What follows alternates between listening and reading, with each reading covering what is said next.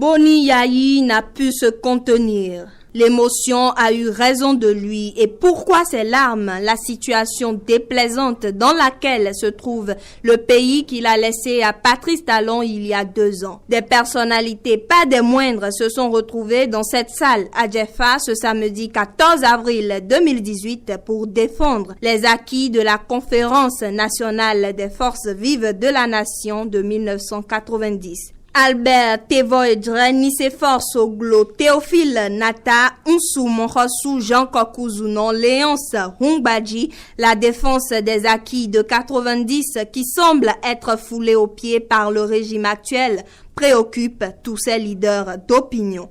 Malgré les manœuvres pour étouffer la tenue de cette rencontre qui devrait se tenir à Cotonou, les organisateurs n'ont pas émoussé d'ardeur. Ce jour, 14 avril 2018, comptera certainement dans l'histoire du Bénin. Aujourd'hui, notre pays tangue. Le peuple affamé est inquiet. La jeunesse déboussolée sous le déploiement d'une gouvernance aveugle. Rapace, indifférence à la souffrance humaine, sourde aux cris du peuple et foulant au pied le contrat social qui unit toutes les filles et fils de ce pays. Cette gouvernance a suscité naturellement, dans toutes les couches du peuple béninois, des réactions et de vives réactions, car il était difficile, inconcevable même, que le vaillant peuple du Bénin, qui a conquis dans la douleur, la sueur, les larmes et le sang, les libertés et la démocratie, il est inconcevable donc que ce peuple puisse accepter le piétinement quotidien et arrogant des libertés fondamentales élémentaires. Que ce peuple puisse accepter le cantonnement dans des réserves délimitées par des lignes rouges. Que le peuple puisse accepter la casse des petits producteurs sans alternative. La chasse aux opérateurs économiques concurrents du clan au pouvoir. Il est inconcevable et difficile que ce peuple puisse accepter le retour des poursuites et des tensions politiques. Accepter les actes de répression illégale, vexatoires et punitifs des travailleurs en grève. Conscient de l'importance et de la nécessité du regroupement, le président d'honneur de l'USL, Union sociale libérale, a dû céder l'un de ses locaux à Djefa.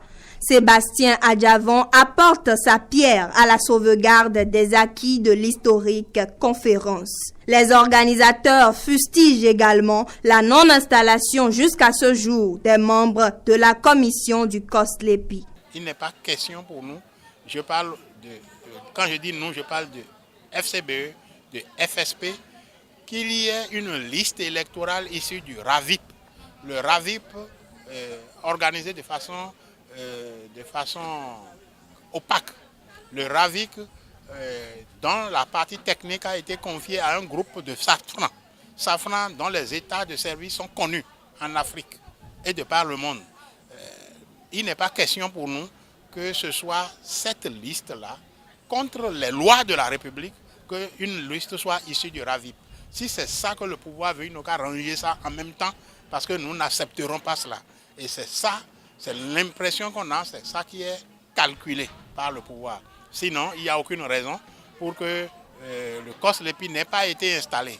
Il y a une nouvelle possibilité d'installer le COSLEPI.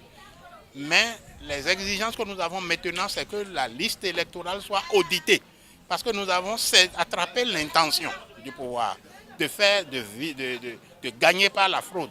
Donc la liste électorale qui est là, la façon dont le comité chargé de le gérer est traité par rapport à cette liste, nous souhaitons un audit international. Pour le compte de ce samedi, les manques à la gouvernance du régime Talon ont une fois encore été exprimés. Cela n'a pas empêché le PVR, Parti des valeurs républicaines, de tenir une autre rencontre dans la même commune de Semenpodji pour un bilan satisfaisant des 2 ans de rupture.